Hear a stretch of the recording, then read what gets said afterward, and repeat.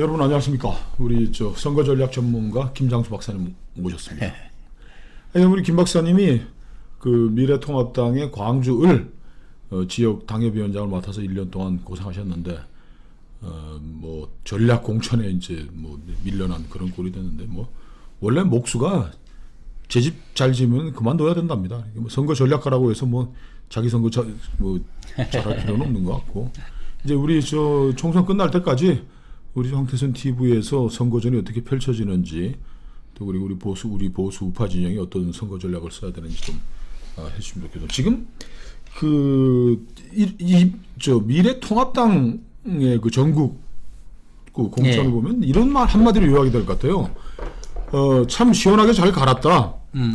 잘 가른 건 뭐 좋은데 어디 갖다 꽂아놓은 게 뭐 영 시원찮다 이런 얘기인 것 같아요. 그러니까 그렇게 집약하면 되겠죠. 근데 이제 저는 오늘은 제 얘기하려고 나온 건 아니고 이번 선거의 원칙 제1원칙이 뭐였어야 되느냐 문제를 다시 봐야 될 것 같아요. 네. 이번 총선 반드시 이겨야 되는 선거입니다. 그래야 그렇죠. 대선 이기고 다음에 이제 지방선거까지 가는데 이번에 이제 원칙이 두 가지였잖아요. 이기는 공천과 혁신 공천. 뭐 그렇죠. 혁신 공천도 사실 이기는 공천을 위해서 혁신 공천을 하는 거예요. 우리가 혁신을 안 하면 주안점은 뭐 시원하게 갈자도 좋지만은 이기기 위해서 시원하게 갈았어야 되는데 시원하게 갈고 보니 지금이라도 빨리 고쳐야 되겠지만은 너무 허점이 많은 전략적인 공천이 안 된 거죠. 이게 혁신 공천이냐는 별개 문제로 일단 저희가 확인해야 되는 건 혁신 공천을 하는 이유도 이번 총선에서 이기기 위해서. 그러니까 이기는 공천의 수단이에요. 이번에 이겨야 되는 거지. 근데 이제 뭐 혁신 공천이냐에 대해서 제 간단한 입장은 뭐냐면 2016년에 진박 공천을 했어요. 그러면서 우리가 총선에서 참패를 했는데 이번은 거꾸로 얘기하면 탄핵에 찬성하고 탈당했던 PK 그룹들이 자기들의 세력 확대를 위해서 혁신공천이라는 이름으로 그렇지 않은 사람들을 대거 쳐냈다. 이게 저는 이거의 본질이라고 봐요. 근데 제가 오늘 공천을 잘못했다 이 얘기를 하자는 게 아니라 지금 공천을 그대로 두면 최소 10석, 최대 20, 30석 정도의 손실이 난다. 이거를 빨리 황교안 대표를 비롯한 당 지도부에서 이걸 수습해야 된다. 그 얘기를 하려고 하는 겁니다. 그러니까 지금 한 30일, 40일 전으로 돌아가면은 이 김영우 공천관리위원회 등장할 때 우리 국민들의 보수 우파 진영의 절박함이 어땠습니까?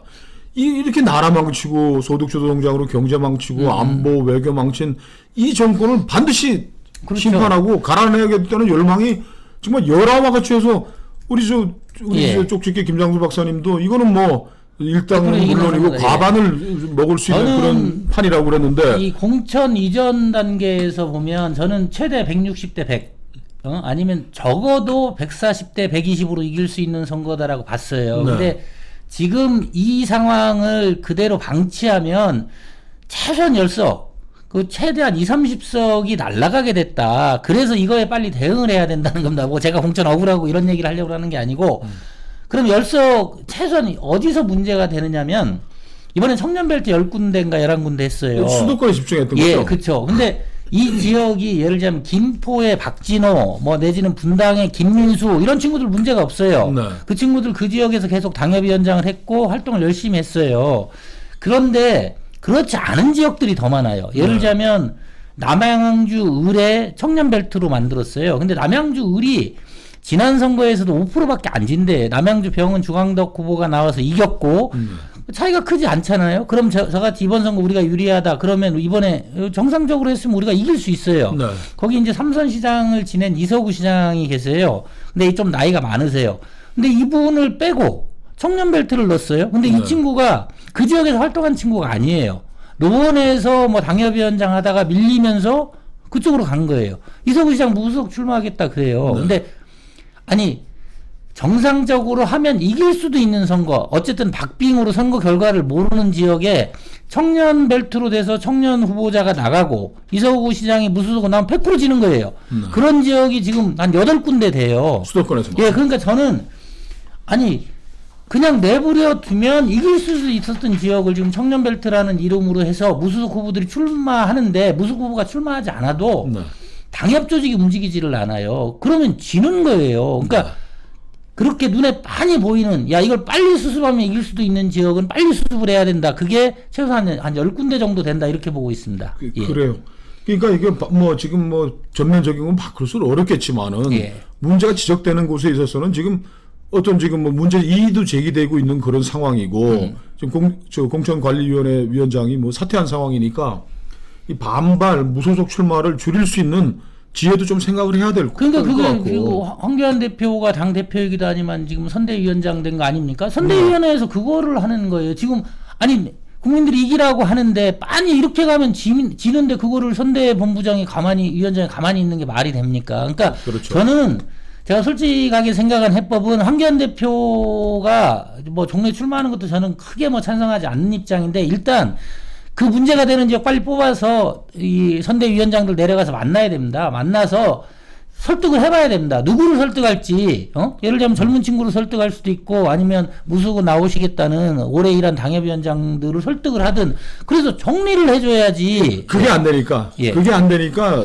청년 벨트의 이제 작은 묘목이라도 예. 이게 우리가 기세가 있고 따뜻하고 뭐 국민들의 열광적 호응이 있을 때는 얘가 뿌리를 내고 살 수 있는 예. 거지만은 예. 지금 이게 분위기가 오히려 싸해졌단 말이에요. 그리고 예, 맞습니다. 지금 PK, TK의 이 무소속 출마 러시가 지금 이루어지고 있어요. 예. 일단 TK 지역 먼저 네. 하기 전에 그러니까 지금 제가 남양주를 얘기했는데 이런 지역들이 지금 많아요. 의왕 가천에도 원래 하던 후보들 다 빼고 네.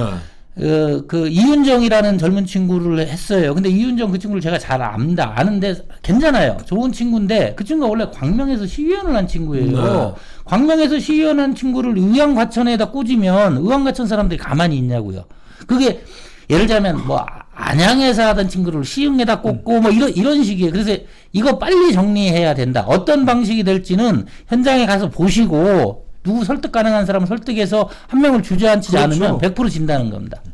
뭐 우리 김 위원장 뭐 했던 그 경기도 광주을도 강남에서 잘리신 분을 했다는 거에 대해서 몇 번 지적했기 때문에 다시 얘기는 하지 않겠습니다. 예. 지금 그 수도권 청년벨트도 문제이고 이거 그냥 놔두면 공천 잘못으로 해서 이길 수 있는 10곳 20곳을 이기고서 뭐 어디 가서 벌청을 하겠습니까? 지금 저희도는 여러 번 적했는데 우리 애청자님 얘기하시는 건데 이게 사가 끼기 시작한 게 홍준표, 김태호를 자르면서 그렇죠. 돼 있는데 지금 홍준표가 지금 대구 수성 올라가면서 대구 지역에 지금 무소속 연대가 이루어지고 있다는 거 아닙니까? 그러면 이제 무소속 이거는 뭐 다들 아시는 거 아닙니까? 무소속으로 돼서 우리 당에 들어와도 우리 당 후보가 이긴 거하고 다릅니다. 국회의장 일당되고 하는 거에서는 그러니까 나중에 들어오는 거는 그거하고 상관이 없어요. 근데 지금 이제 당 지도부가 선거 경험이 별로 없어서 그런지 이게 예를 들자면 대구에서 그래도 우리 당이 이긴다 하더라도 무소속 열풍이 불면 이게 수도권 선거에 영향을 줘요. 물론이죠. 예. 그러니까